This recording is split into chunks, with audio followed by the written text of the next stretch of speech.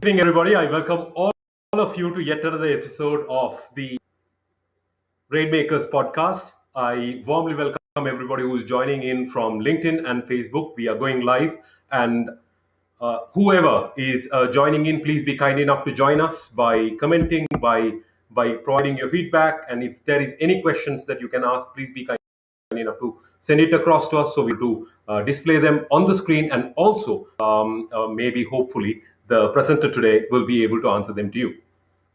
We believe words are so powerful, they can crush a heart or heal it. They can shame a soul or liberate. They can shatter dreams or energize them. They can obstruct connection or invite it. They can create defenses or melt them. We have to use words wisely. This is a podcast where we try to use words wisely and use them to inspire who are joining in and then who are watching the latter part of the recording also. We invite people who have made an impact, people who have created an impact in the world, and through and vision have made a difference in the lives of not only them but also others. In the same way, today is we are inviting somebody who has who has done exceptionally well in negotiation techniques. He has over 30 years of experience in negotiating in 30 different countries all over the world. A master trainer and practitioner. A person who has trained so many people within Sri Lanka and also outside, with ample of experience to talk about negotiation skills and how to use negotiation within in order for us to make our lives better, and to make it better as we go on. Please, we warmly welcome Tissa Dissanayaka to the stream. Tissa, welcome. Thank you, Yoga. It's my pleasure to be with you this hour to this episode, another Thank you very much. episode of. Thank you, Tissa. Thank you very much. Appreciate it. And now to invite the host. She is Sri Lanka's only certified success trainer from Jack Canfield, a lawyer and also a lecturer. Please welcome Donna Balasuriya to be the co-host of the stream too. Thank you very much, Donna, for being here. Great, fabulous. Tissa, I think we will have to begin with the simplest possible question we can ask a negotiation guru, a negotiation expert. The first question could be, in the eyes of a master negotiator, what is negotiation? Why negotiation is important? Well, Yoga, there are different interpretations available if one looks around, but I prefer to make it very simple where everybody can understand. In my mind, the negotiation is act of influence to reach an agreement. One line, one sentence, easy to understand. Let me repeat, it's an act of influence to reach an agreement.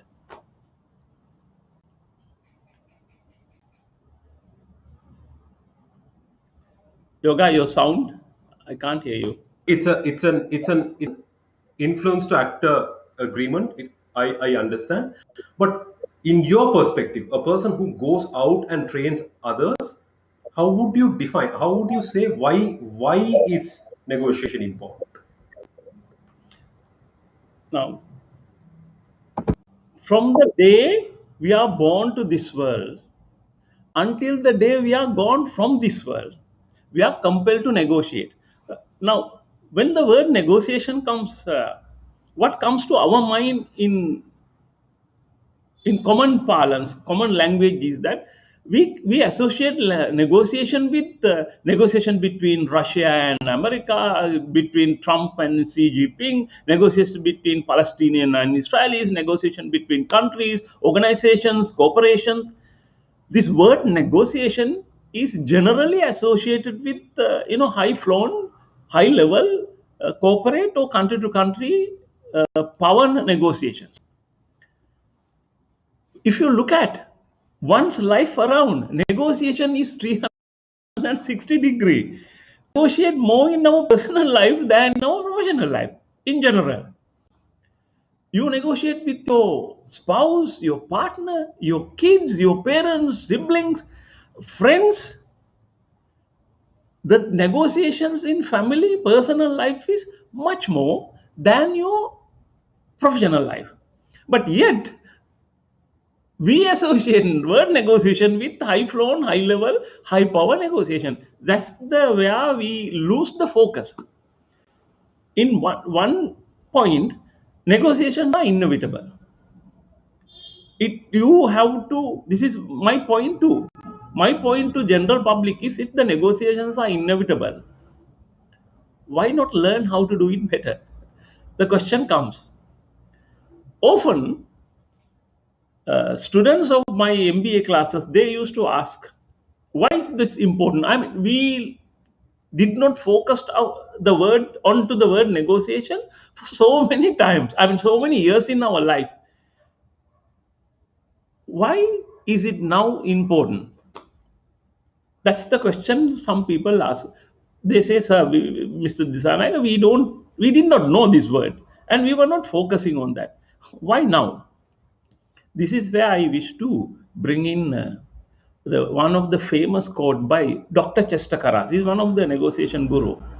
He says, as in business, as in life, you don't get what you deserve, you get what you negotiate. Yoga, this is true in my life. Perhaps it's true in your life and the life of all the listeners and the viewers.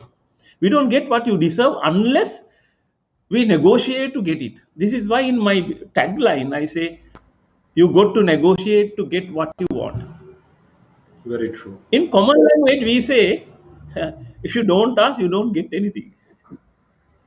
The word ask That's is correct. That's correct. one way connected to the negotiation. It's a imperative, it's a must. You have no choice unless you choose to remain as average negotiator for rest of your life, or you take that first step to improve your skills and become an extraordinary or great one. Choice is up to the people. That's correct. That's correct. I think that's a very prolific answer. It added value. One of the reasons why we wanted to do this session as our second session, as our second episode, was that the times have changed where a lot of people are renegotiating their contracts, they are going to interview, the business deals are affected, so on and so forth. Thought was we will try to address the issues of how to negotiate at work, to negotiate in businesses, and also, more importantly, we will also connect them to why we should negotiate at home and also how to do that. So I'm sure we are, with understanding the importance of negotiation, we will be able to now go on and discuss the greater details in those three categories, and hopefully we will be able to answer a few questions by the end of the session. Thank you very much, Lisa, for that answer. I think Right. it's time for Donna to chip in with her question. Absolutely. Thank you very much, Tissa, for the great insights. And I really liked how you said you don't get what you deserve, you get what you negotiate. So I'm definitely someone who is interested in knowing how to win the things that I really want in my life. So how do I everyone when it comes to negotiations they speak about how to win in a negotiation and how to come into a win-win situation. So my question to you is, how would you describe in your words what is a win-win negotiation? Donna, it's a good question to start with this 1 hour journey. Good old days, gone are the days. We had a perception that negotiation is a test of will, the power of muscles. In other words, we consider, oh, in that case, many people consider it as a fist fight.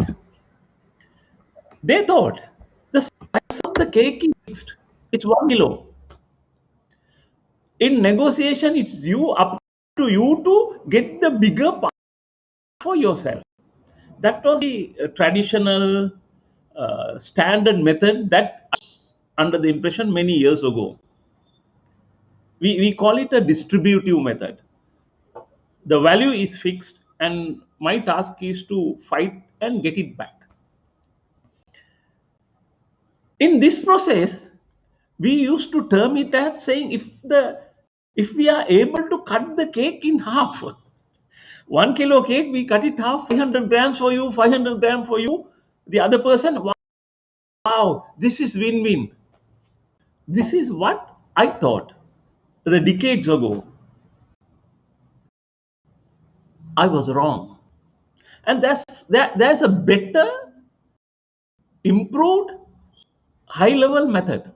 This is what we call integrative approach. In that approach, creating more value is the focus. Now, for instance, instead of fighting to divide the 1 kilo cake, you and I, associating counterpart, should try to see how best we could expand the value of the cake. Now, in American parlance, we call it a pie.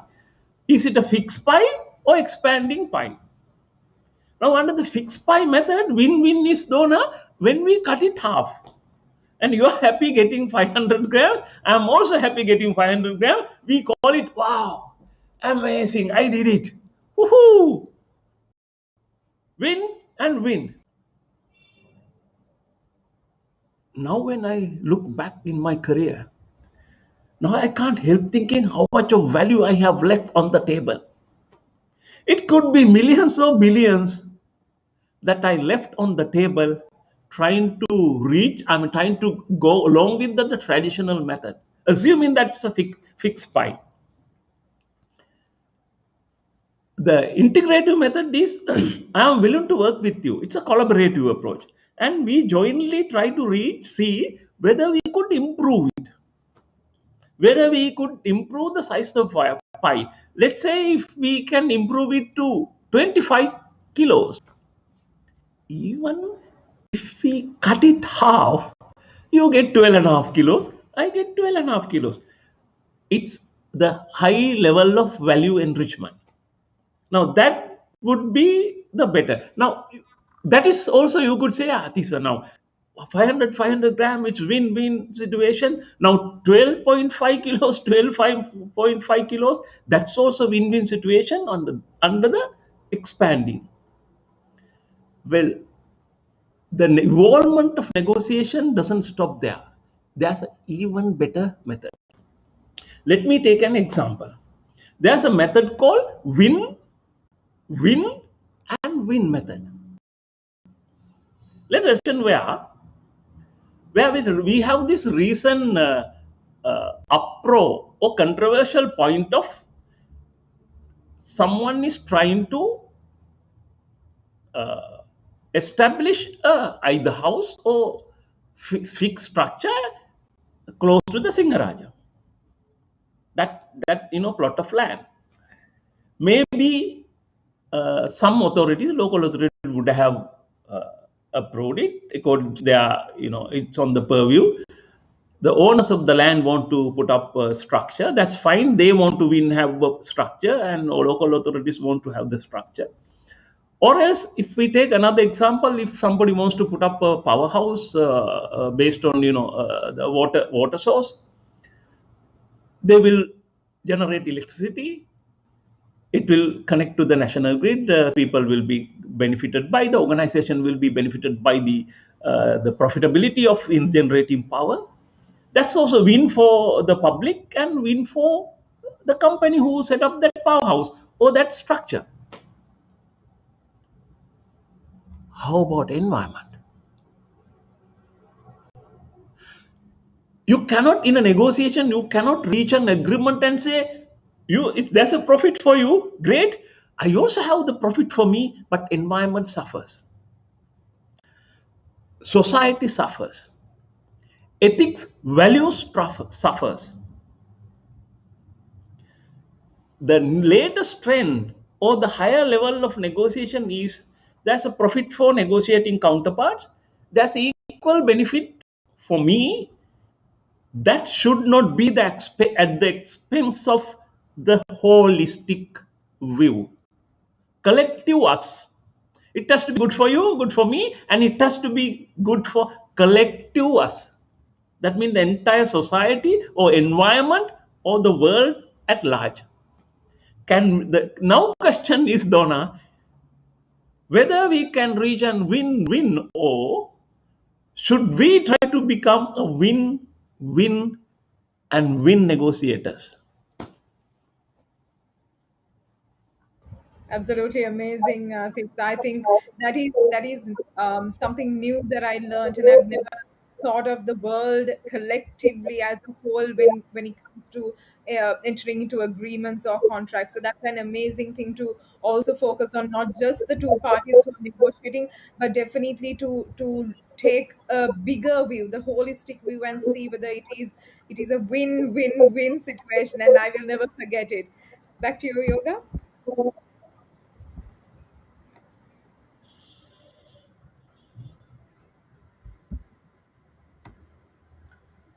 Tissa, thank you very much. That was truly eye-opening. I have never heard of a win-win-win negotiation, and it was very interesting. So thank you very much for enlightening us on it. Now that we have spoken about the importance of negotiation in your own view, and also how not only win-win but then also win-win and win. Tissa, now a lot of us who is watching, who will watch, are asking, I think, one simple question. I understand the import of negotiation.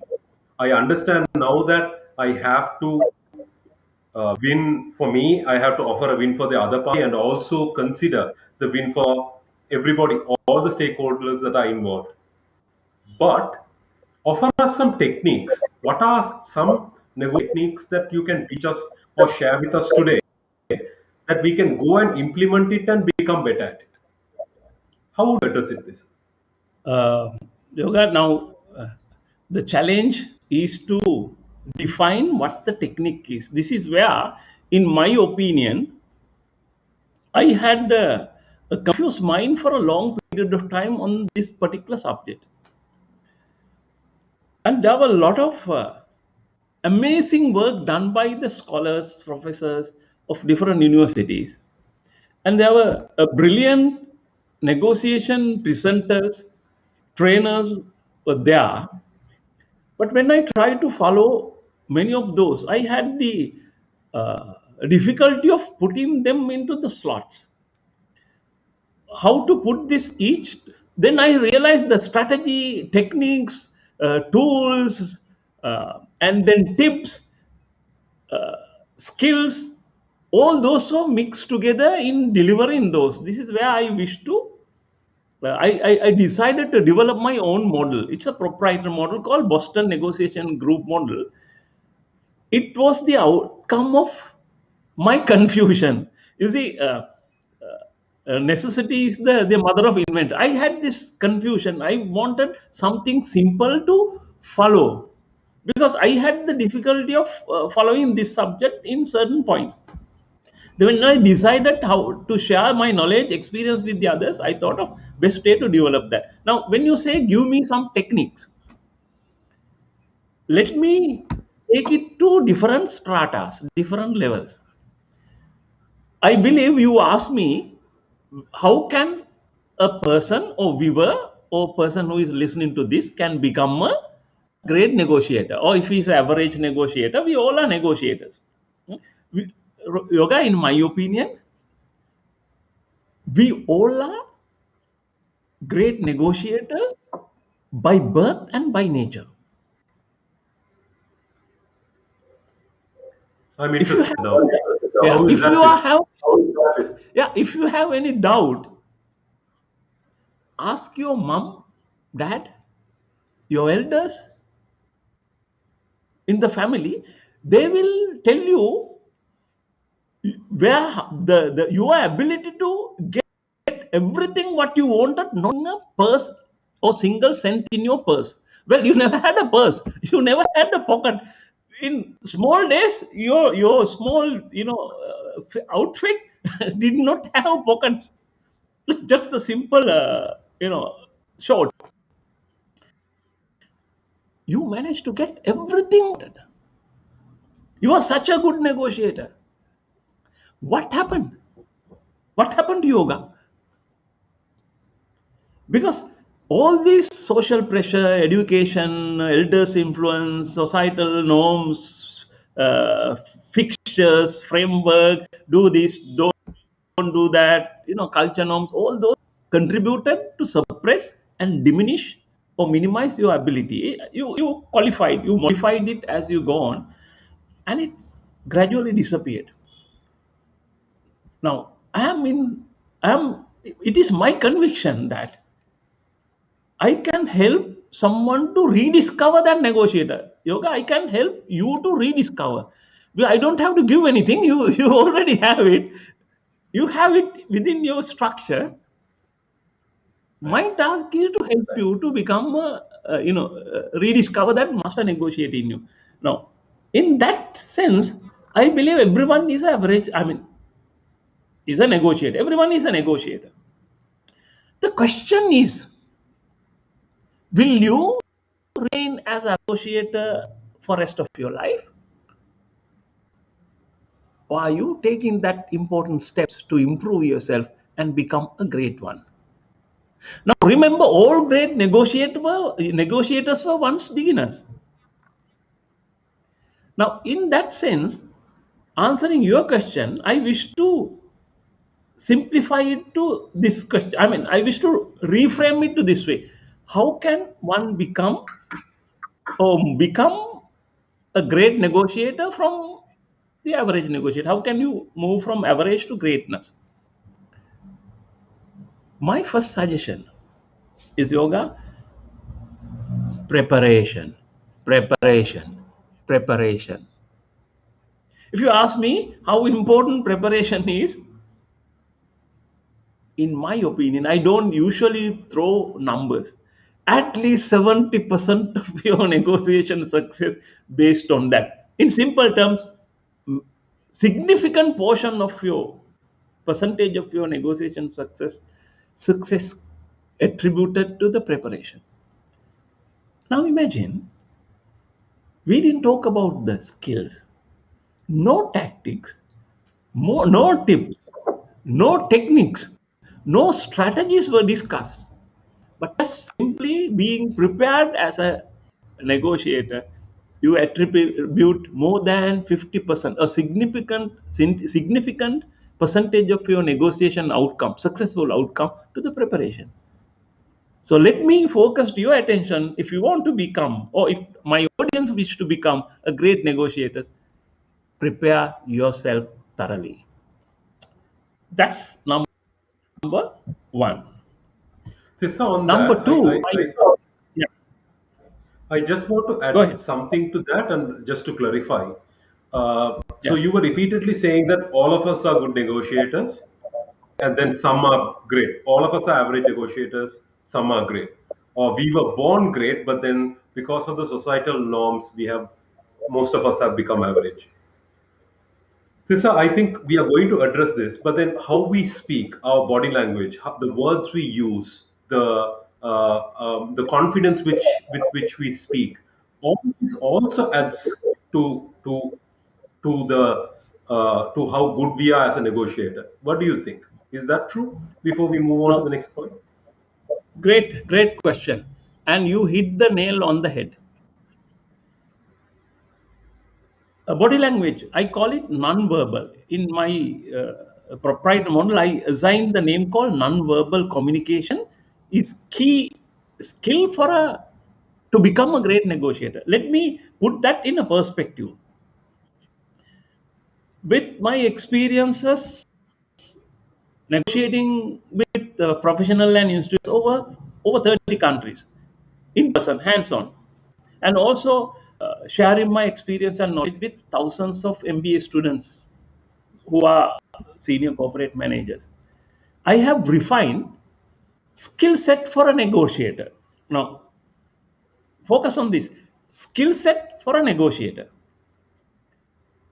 Two key four skills.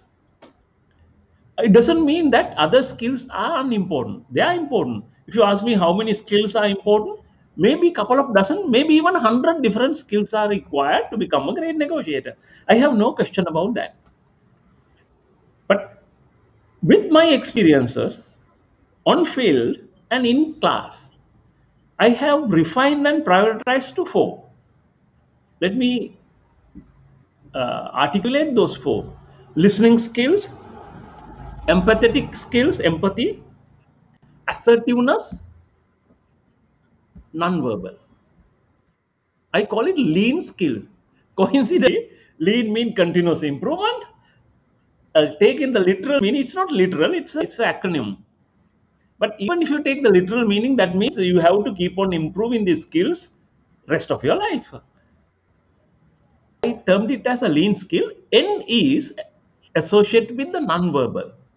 You took this discussion to that point. You focused that discussion on that. Non-verbal, as we all know, is responsible for over 50% of our communication success. There's a cliche, and they say 7% is attributed to in communication success. 7% is all about words, power of words. 38% are tonality, and 55% are non-verbal body language. One can disagree with the percentage, but we all agree without any dispute. Non-verbal represents the major part of the communication process. Now, why, if you miss to address or focus on non-verbal, you miss major part of the communication process. How can that affect a negotiation? The question you may ask: what if you are not good at non-verbal or body language? How that will affect Yeah. as Sure. a negotiation success? Let me share with you this. Let me take you to this particular point. As we discussed, negotiation is about working with the other person. This is integrative negotiation, working with the other person. Unlike good old days, fighting with the other person. Now, collaborating, cooperating, and create more value. To do that, I have to understand the other person. How we create more value, how we create more collaboration is Correct. by I understanding agree. the other person. I agree. Because you understand what you want, what you need, your need, wants, and then interest, drives. Then, if you want to expand the pie, you need the other person also to support you. To do that, you need to understand what are the drives other person has, the interest, needs, wants, pains, all those. To understand that, you need to communicate. Not only you need to communicate from you to the other person, from this side to the other side, you also should try to understand what the other person is trying to communicate. Now remember, he or she will talk to you 7 words, but over 50% of the meaning is behind the body language or non-verbal. So just trying to focus on the 7% or that 7 words that the person spoke doesn't help for you to understand the other person unless you are good in body language. Even with the, let me say that body language, tonality, vocal variation, and all those packaged together, because that will help to understand the other person. Once you understand the other person, it is easy for you to expand the pie, which is beneficial for them and for you as well. So I fully agree, and it is one of the key skills that any aspiring negotiator should improve, start mastering. And as a human, this understanding body language is genetical. It's a part of the evolution process of the human being. I can keep talking about this with how psychology affects the, how the Excellent, brain. Tissa. I think it's crystal clear. It's crystal clear. Yeah. Yeah. Uh, I, It's clear as to why it is important. yeah. And Amazing. I fully agree. I fully agree. Yeah. Let's So move. this to go back, I think we were speaking of the techniques. Yeah, We spoke about how preparation is very. You explained that in detail. Now you have yeah, explained how body language and nonverbal communication is very important. yeah, What else yeah. are some techniques that we can share with our audience that could help them become better from the average negotiator? How can they better? How can they become better? What are the some specific techniques or tactics that you would share? uh, uh, Yoga been in now for it, let me put this in the perspective and then framework and then answer it. You get yourself prepared very well. That's the primary focus. That's called the preparing your base. You have to have the solid foundation to build your case up, and then in the meantime you have the responsibility of improving your skills that are required to become a great negotiator, like listening skills, empathetic, assertiveness, non-verbal is there. Then the question is, when you meet your negotiating counterparts across the table, across the table, what tactics or techniques that you apply when you meet first time face to face? Now, this is where a lot of people mix it around, fumble with that, and create a lot of confusion. Since you asked, let me go directly into one important area. You, as a great negotiator, you got to stay in control of negotiation process. Keep your control with the negotiation process. That means you have to have the initiative of the process. Get the control onto your hand and do not let that go to your negotiation counterparts. Now, how do we do that? When you meet someone for serious negotiation, you stay in control of your negotiation process. Let me share with you two simple techniques that will help you to stay in control.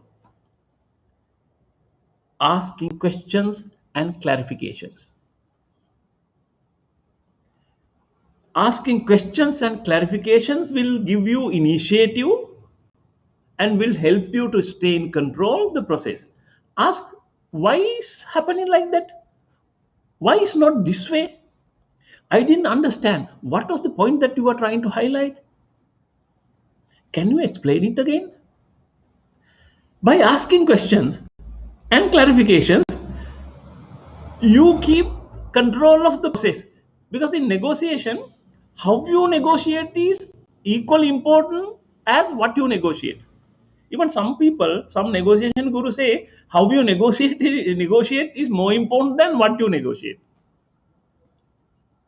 So this keeping the process in your hand is important. So that is one tactics, important tactics that I wish to recommend for any person who wish to be now ask questions.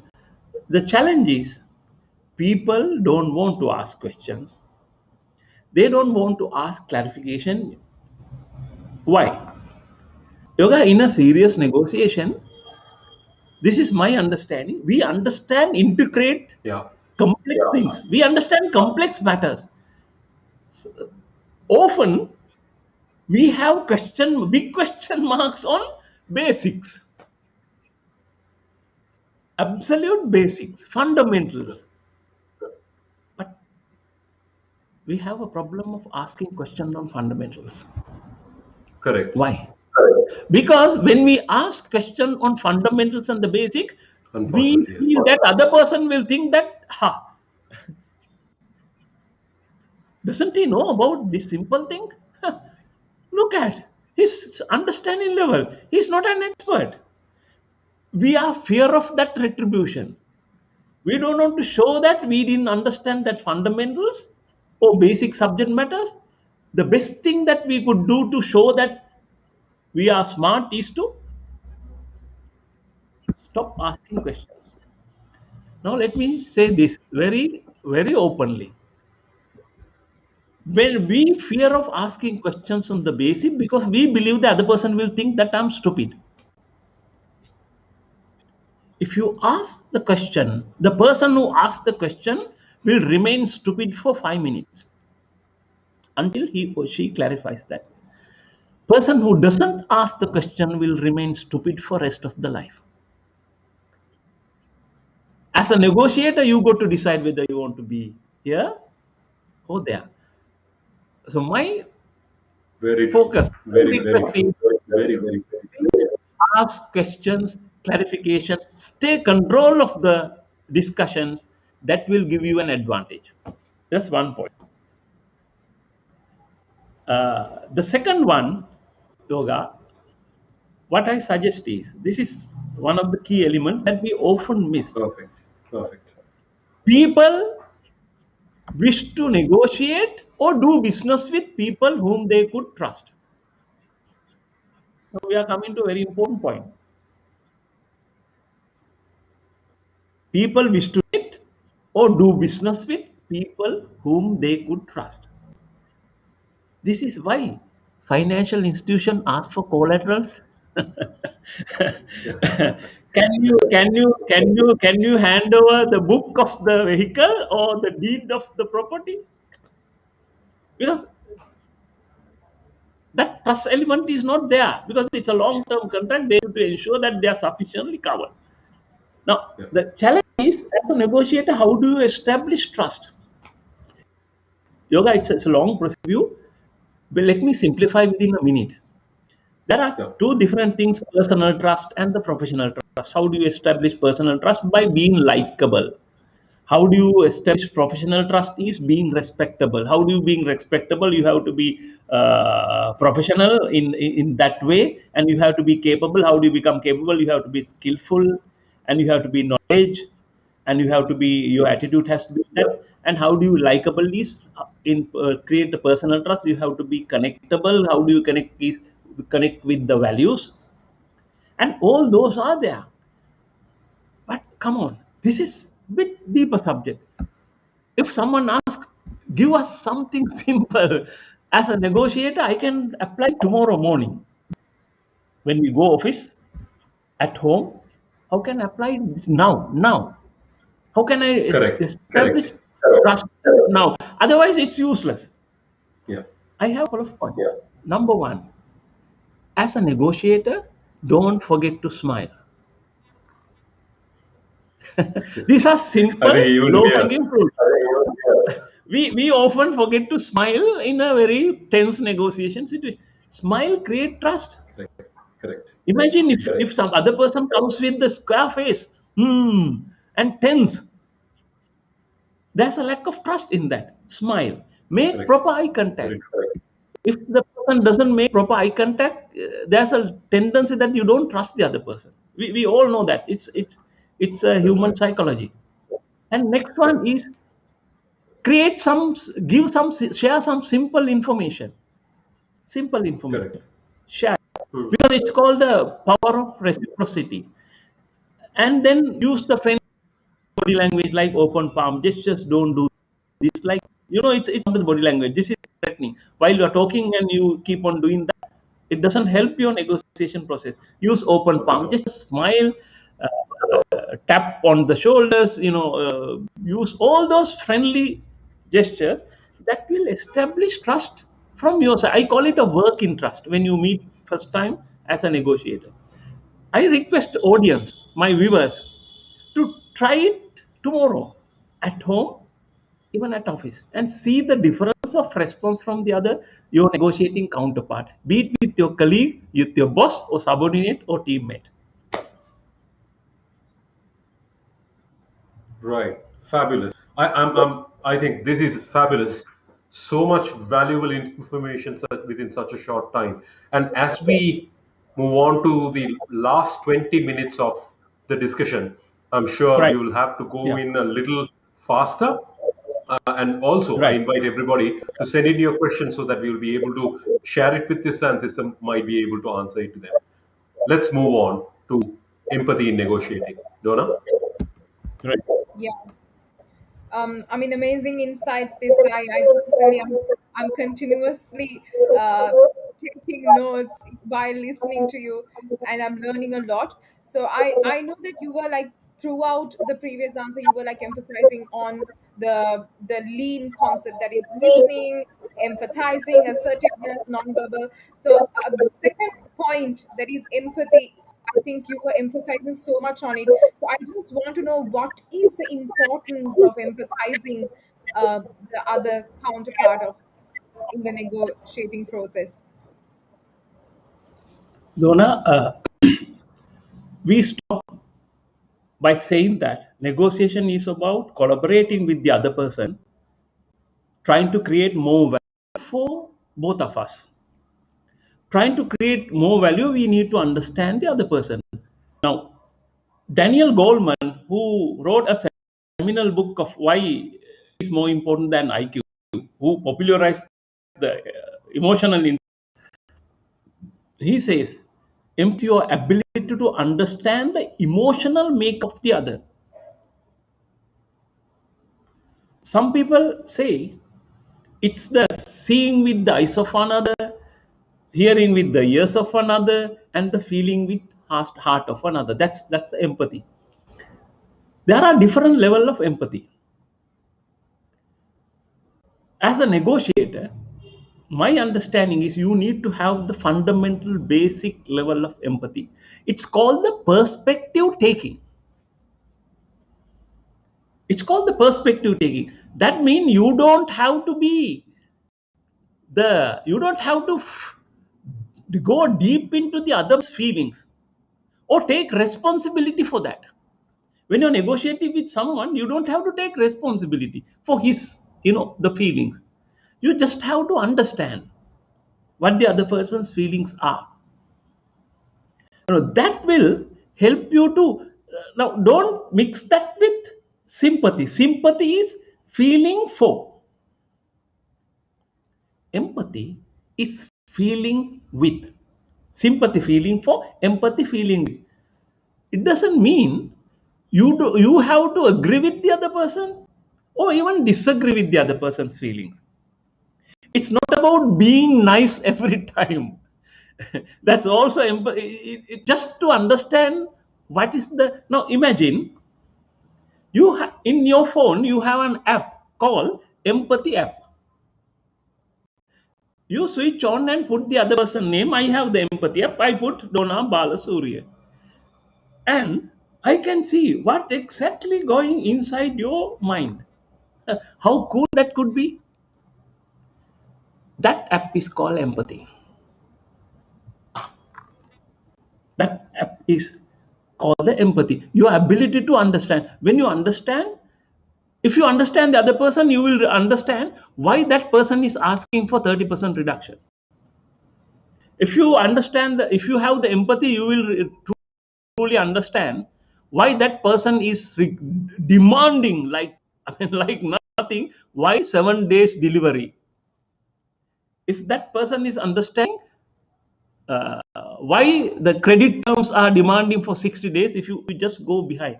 So all these factors will help you to come out with the solution that's good for them and great for you.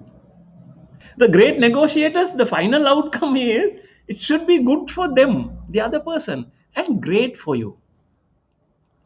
Empathy will help you to get there, and it's a very important skill. Fabulous.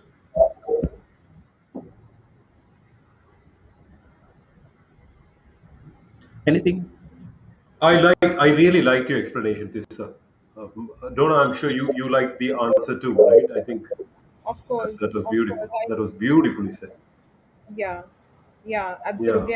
and I think and you very and well Tissa explained. now. I think you very well explained the difference between sympathy and empathy, and feeling for and feeling with. And I'm sure there are so many questions which our audience is definitely having, and we also do have quite a lot of questions, Yoga. I think we'll have to move in fast with the questions. Sure. So, next question, beginning with empathy, is that most of us at times, let's say for example, in this period, people are losing their jobs. There are salary cuts. There are reduced work hours. There are benefits that are cut. There are advances that Yeah. are cut. There are loans that have to be repaid immediately. At times we go into the negotiating table with a lot of fear. How could Hmm. that impact the negotiation, Tissa, and how to get over it, how to avoid it, how to improve on it? What would you say? Yoga, let's be honest. It doesn't matter how experienced you are, how skillful you are. The fear factor remains. It's like a public speaking. It doesn't matter how many speech. I mean, how many public speech that you have delivered. Is it even it after 1,000, you still have that fear. The negotiation is also like that. You will have fear. I have that fear element. But now the beauty is I love to play with that fear. That fear is for my advantage. Uh, I use it for my drive. So fear element. If somebody feels that in a negotiation, if you say that I am a little bit fearful, that's fine. Everybody has it. You are normal, and the challenge is you to learn how to live with it or how to move forward with it. Now, how to reduce the fear?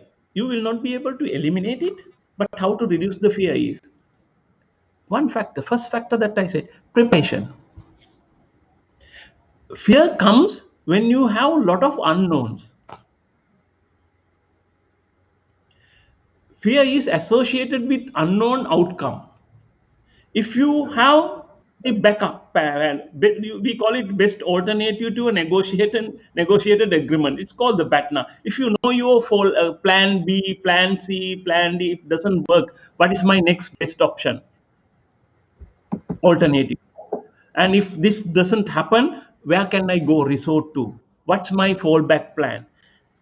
When you don't have that, if your life depend on this negotiation, yes, it's going to be a very fearful situation. My Correct. advice is be prepared. Prepare and prepare. More you prepare, more control you will have on your fear. You will not be able to eliminate. I have not, but you will get hold of that, hang of that fear. You will learn how to dance with the fear. That's my advice. Fabulous. I think that's a very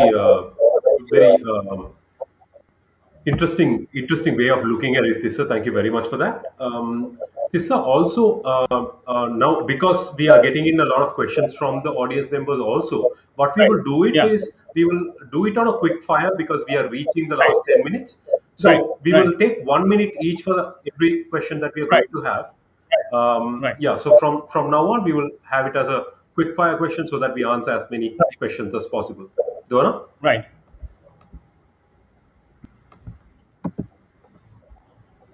I think one of the fears that we bring into the table of negotiation is that the fear of rejection. For instance, if we are going to have a client meetup, Yoga, then you could you ask the questions if your eye is not visible.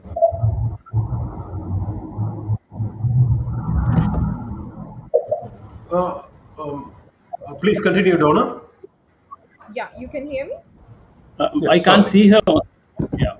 You could answer. Send me the questions. Ask the questions, so I will answer. Tissa, can you see me? Yeah, it's okay. It's okay. Continue. Continue. I can see everybody. Okay. So my question to Tissa is that as we were speaking I can't about see fear, the Donna in the stream. Tissa, I can can you see the. hear the question? No, I can't hear the question. I can neither see Donna. I can read some of the questions in the chat box. Uh, if you don't mind, I can read those Um, and answer those. Okay, so what we will do, actually, I Yeah, think 1 second, Tissa, 1 second. Yeah, let's answer the question of Taruka, please. Taruka. yeah. Taruka Sigera says, in a B2B negotiation, how can I convince my counterpart to So buy Taruka product Sigera at is a fixed asking price? for B2B. Yeah, if it is in case of new product. Now, Yoga, this question is about the fixed price, whether it's a new product, old product. Yeah. It is all about the new price. Sorry, fixed price. Now, Taruka, remember, Hmm. price is what we pay, value is what we get. Right. Price is what we pay, and value is what we get. Now, price Right. could be fixed. Whether you are a buyer or seller, price could be fixed, but value could be vary or it could be flexible. So if the price is fixed and if you want to, the question is, I don't want at this fixed price. I want it at lower price. Or I want to sell it at price. The buyer is not willing to buy at fixed price. Imagine if you are the seller, and you have the fixed price. Buyer is disputing that. Can you attribute more value by way of servicing, support activities, guarantee, warranty, logistic, Perfect. supply, Perfect. brand image?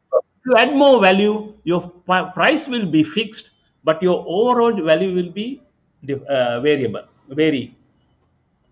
That's my the one way to address that. Fabulous. I think that was a very quick answer, but it also was important. I think it added an element to the discussion where whoever it is, if we add value and offer that value as the negotiation point, then we can move forward with the negotiations.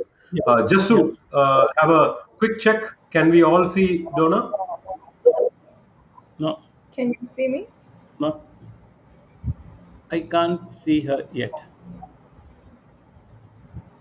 Okay. Okay, I think we have her in the stream. It's okay, right. Donna, can you speak? Can you say something? We will see whether Yeah, we can see you. of course. Tissa, can you hear me? Best way to move out and come back. Yeah, maybe I will just quickly ask the question. Yoga, you can repeat it. My question to Tissa is that we were speaking about the fear we bring into the Right. So I negotiation. think it seems like Tissa cannot see Donna. So I'll quickly. Sure. So my question is that Right. how do we deal with how do we reject rejection? How How do about shall we we reject also, rejection? from fear, Tissa, shall we discuss Mm. about when there is bullying, disrespect, or dishonor? When somebody disrespects you, dishonors you, or bullies you during a negotiation, what are your options? Yoga, How to deal with it? Yoga, this is a very frequent challenge situation people face. It's very rarely we meet a person in the equal in status, Sure. and we always we find someone either below or above, Tessa? and not in par. So, can you hear me? I I believe my voice is continuing. Yoga, confirm please. Correct. Okay. Now, my suggestion is Perfect. Perfect. we o- Continue. we yeah, we often meet people with more power. Either they have the positional power, money power, bargaining power, social power, or even political power, and they are big. Let me put it: they are big, and we feel we are small. At that point, how do we negotiate? The question is, especially bullying, are applying pressure and coming onto your shoulder, and they are trying to squeeze you, They are trying to pressure you to create that fear element and pushing you to the agree to the things that you wouldn't otherwise would not agree. That is their deliberate techniques, either by nature or Right. by learning that they are doing it. Now, how do you handle that such a powerful negotiator if somebody is right sit across the table? Two things I suggest: if the person is coming onto your shoulder as a negotiator, take it or leave it, my way or highway. Either you do it my way of business, otherwise get out. I mean, these are things very frequent. Dozens of people have said that Yeah. similar way in my career, and probably your career also. Not in the same wordings, but they give you that feeling. Number one, if you meet Correct. we call them negotiating bullies, yoga. The if first step that I suggest is don't react. Yeah. The moment you opt to not to react, Hmm. you immediately put like, you take the steam away, you take the pressure away, because bully expect you to react. The moment you opt to not Yeah. to react, that pressure is gone. Second one is the most important one: Correct. go to the balcony. What is balcony? The balcony is metaphor, is in the higher state of mind.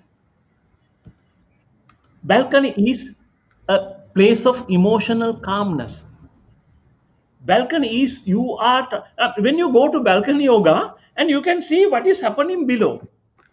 You are out of that disturbance and stone throwing and sounds. You can see this is happening below you, but you are on top. This is mental level, metaphorical level that we identify with our higher self. You could see somebody is blackguarding you, applying pressure on you, but you don't associate with yourself there. It's the executive of that, senior manager Yogendra Prasad Satyaseelan is being pressurized by somebody Okay. else in the industry. And that's fine. That's normal, right? This is how this gentleman always behave. He's applying pressure on that senior executive of this corporation, finance director of this corporation. It's not me.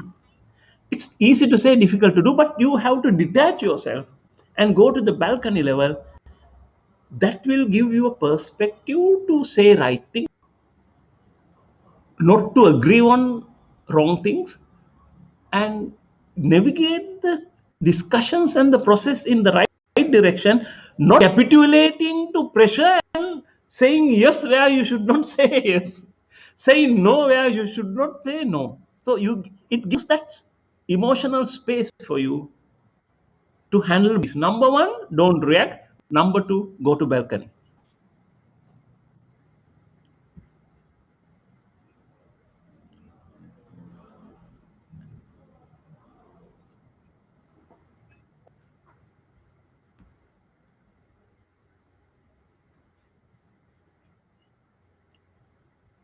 Yoga, any more questions?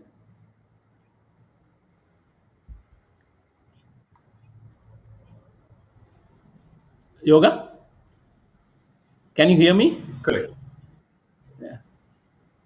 Because I can see some questions on the chat box. Question, yoga.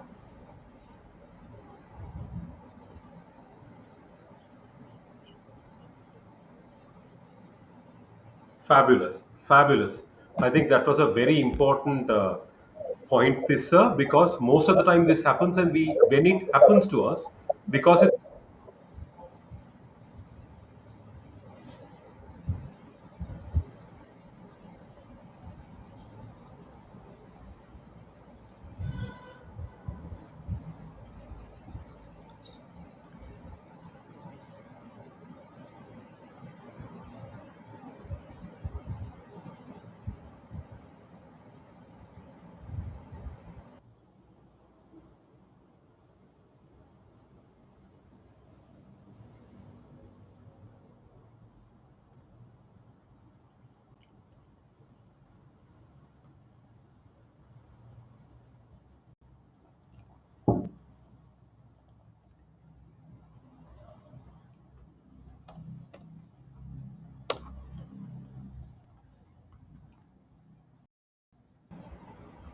Tissa, are you able to hear me?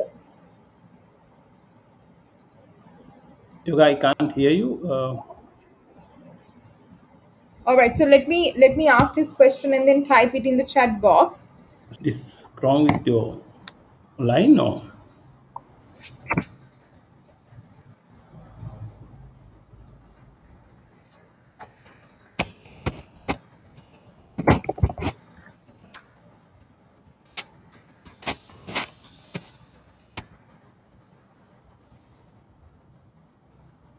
So my question to you is this: how important No. it is to preserve the I have a self-respect of. question. Let me address to the audience. Donna put to me from the chat box.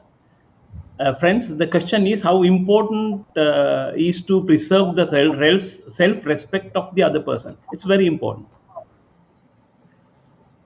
because in your life and my life, we negotiate repeatedly with the same people, whether it's your parents at home, family members, friends, or office colleagues, or even your key customers, main customers. We repeatedly do business or negotiate with. When it's uh, when you negotiate with the same customers over and over a longer period of time, preserving self-respect is a key important area. Because when they lose the real self-respect, that means in negotiation, real self-respect start with the value distribution. You always go as a killer negotiation. Bigger part is for me, more proportion, higher percentage for me, very small percentage for you, or none for you. There's no better disrespect than that. You know what happens? People will move away from you, and after a while, you will realize that there is hardly anyone is willing to negotiate with you. That's scary. Establish your self-respect. The first thing is to communicate properly, establish your trust, and go for a long-term view than the short-term gain. That's my advice for Donna's question: how to preserve the self-respect. Okay, thank you very much, Tissa. Yoga, I have any more questions? Tissa, I think are we back? There Just has been some connection issues. Yeah, yeah, I think when life happens, life happens. When yes, mistakes yeah. happen, mistakes This happen. I think the That's perfectly all right. problem is yoga. I It's think perfectly Tissa all right. can't see me. yeah. Tissa can't see me, so I Right. couldn't I'm ask. cool. I asked the This question in the is chat box. part of life connectivity. That's perfectly all Tell right. me So, next. uh, so Dora has been asking the question. What she has been asking um, is the question on How to preserve is the the, or is self-respect. how to preserve the self-respect of the other after the negotiation. Like we have to deal with the other person even after the negotiation. Like how can we do that? Yeah, yoga. When you were offline, I answered the first part. Right. The during the negotiation, because we repeatedly negotiate with the same people at home, at office, even key customers, main customers, over. It's called the lifetime value of the customer, LTV, lifetime value of the customer. So preserving self-respect is very important, and also it is important to follow up and continue after the negotiation. This was my weakness also. We done the deal for our expectation. We say, "Wow, it's great, hooray!" And then sometimes it drops there. Not properly follow up, not established relationship is not continued because we felt that okay, job is done, the deal is won, it's finished. But it's very important you follow up and you continue with that.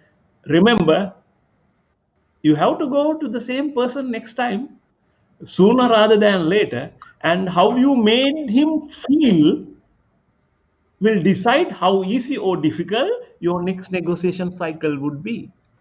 So it's very important giving your negotiating counterpart self-respect before during and after the negotiation. Fabulous. I think that was a very thorough answer, Tissa. Also, there is yet another question from Muzawir Manzir, who's asking whether, I think what he's asking is whether virtual negotiation is different, any different from a negotiation where we sit in front of a on a table and then negotiate person to person. Is there anything else that we should do, be careful about in a virtual environment? Uh, Yoga, virtual negotiation, I got to be specific in my answer. If he is trying to refer the simple Yeah, buying and selling, negotiating on the simple items, low value items or medium value items, that's a different answer. My answer for that is make it simple, make it short, and be direct and clear. Cut the fat and just focus on the bone.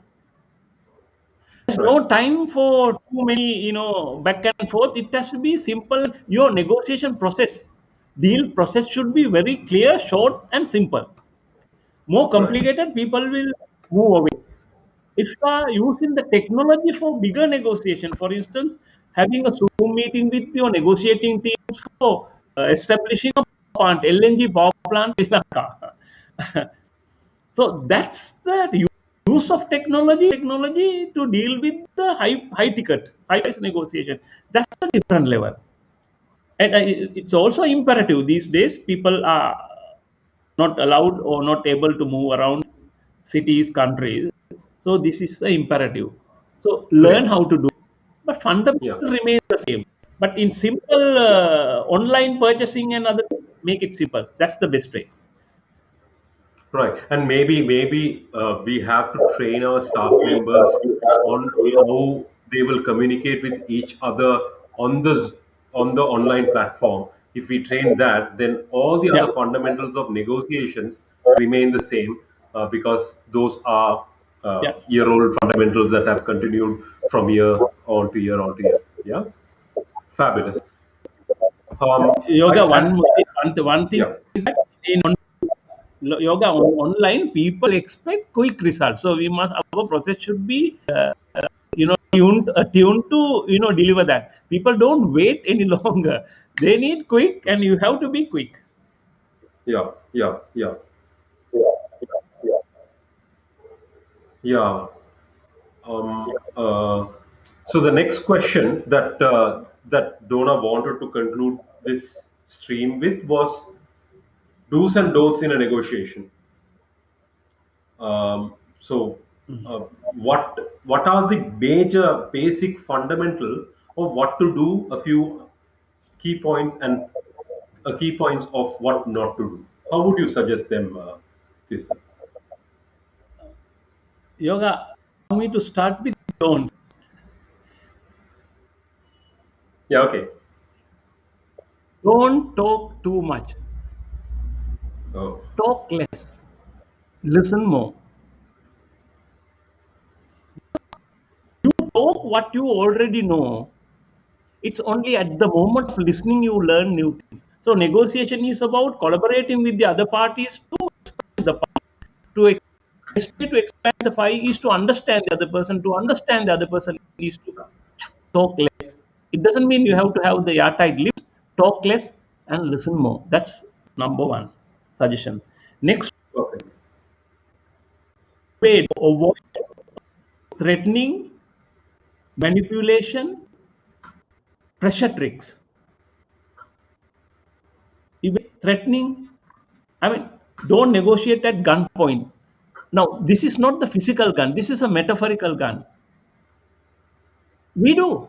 We do. Now, for instance, if somebody says, no, we don't do it, as a parents, have you ever said to your kids, look here, you have 2 hours to clean this. If you don't do that, nothing will happen. Yeah. Do that, those techniques. Avoid threatening, avoid manipulation, avoid tricks, because we feel it's quick shortcut to get the result, but it's short lived. Avoid it. one I suggest to avoid these: don't give any freebies. This you will be familiar or sometimes even surprised. Don't give anything free. Something for something, nothing for nothing. Because the moment you give free, if you increase 30 days credit to 40 days free without getting something in return, it becomes the standard. My Oh, suggestion, yes. maybe some negotiators will disagree, try to trade it off. How to give for get something similar thing in value. Those things Yeah. I suggest people to avoid. I think the last point was absolutely amazing. I don't think I have ever heard it before, because people usually say just to entice people to do business with you, give things free. But then here you are saying never do that. You give something in order and expect something back. If not, if you give something free, next time the negotiation starts from the free point and then That moves forward. Fabulous. yeah, I think that's absolutely. very The yoga, interesting. That's a very, very interesting point. I have this is my experience. I have burned my fingers. I have failed on this. This is real. Mark the things that happened in my life. The moment I decided not to give anything free, deals become easier. It become very profitable. People would love to work, and it works completely the other way around. Try it. You will be Correct. surprised with your success. Amazing. I'm sure I'm going to try it, and this is an interesting concept, and many other people are going to try it too. That's fabulous, I guess. Amazing. Donna? Yeah, absolutely. I really love the answer I can't see that her on the street. that Tissa gave, For the picture Okay. is not visible. and definitely This like will give us one second. what he said finally, like something for something, nothing for nothing. So I think even the audience that we have here, definitely it's something that we should keep in mind, because especially like when we start up something, we always tend to do things for free, just thinking that we will get more business and things will get be profitable. But as opposed to what Tissa says is that things will be more profitable if you start valuing your services and products. So that's amazing. Thank you and kudos to you, Tissa. Yoga, are we going to go for more questions or are we going to wrap up? No, I think it's time for us to wrap up. We have almost reached 1 minute and 1 hour and 15 minutes. We were supposed to only go for 1 hour, but I think because how interesting the subject was, I think we have gone for 15 more minutes, and the questions were pouring in too. So thank you very much for all of that, Tissa. I would like to give you the final minute to tell us where we can read more, what we can read, whom we should follow, and how we can, on a regular basis, improve our negotiation skills and our abilities. Yes, sir. Your concluding Uh, remarks. to my viewers, those who are watching this, remember, uh, you cannot avoid negotiating in life. It's a must. You have that reality. That is why you should learn how to become a great negotiator, because then you will enjoy those difficult negotiation, and it will also help you to be successful in your personal and professional life. If you wish to learn more about this subject of negotiation, please stay connected with me on the LinkedIn. It's a Tissa Dissanayaka on LinkedIn, because I add a lot of negotiation related articles, the methods in the LinkedIn. So you could enrich yourself if you are stay connected with me on the LinkedIn. If you need to get more clarification, anything on, just write to me on my email, tissa at tissa at tissadissanayaka.com, tissadissanayaka.com, or tissa at bostonnegotiation.com. So you can reach me any time on that. If the time Fabulous. permits me, I'll tell you about that. That's great, Tissa. Yoga, Thank you very much. Now, in order to conclude, I would like to thank the co-host Jonah Balasuri. Thank you very much for being an amazing co-host as always, and thank you very much, Tissa, for sharing a wealth of knowledge within the past 75 minutes with all the people who had been watching here and who will watch the recording. Thank you very much. You had shared a lot of knowledge. I'm sure we would have enriched somebody to become a better negotiator, whether it's at home, whether it's at work, whether it's at in their business. So I'm sure people might benefit from everything that you have said, and hopefully you would have changed some lives to the better. And thank you very much for taking time, joining with us, and being an absolutely amazing guest. It was an honor. Thank you, Tissa. Thank you, Yoga, for giving this opportunity for me to enrich the society. And as you said, if someone uh, improve from an inch from this point onward, that's the success that you and I aspire. Correct. Correct. Great. Fabulous. So thank you very much. And that is exactly what makes you a rainmaker. And thank you very much for joining the Rainmakers podcast. To all our audience who had been actively participating and still on the stream, thank you very much for staying back with us, even with some technical difficulties and being an active part. I appreciate all of you being part of it and benefiting. Thank you very much. Hopefully, we will be able to make sure that this doesn't repeat again. And I thank everybody for joining in. And next week, we will be back on Wednesday, 8 to 9 p.m. Sri Lanka time, back with a very interesting, thought provoking guest who would also add value to what we do, how we do, and the impact that we can leave behind in the world. Thank you very much, everybody. This ends the second episode of the Rainmakers podcast. Thank you.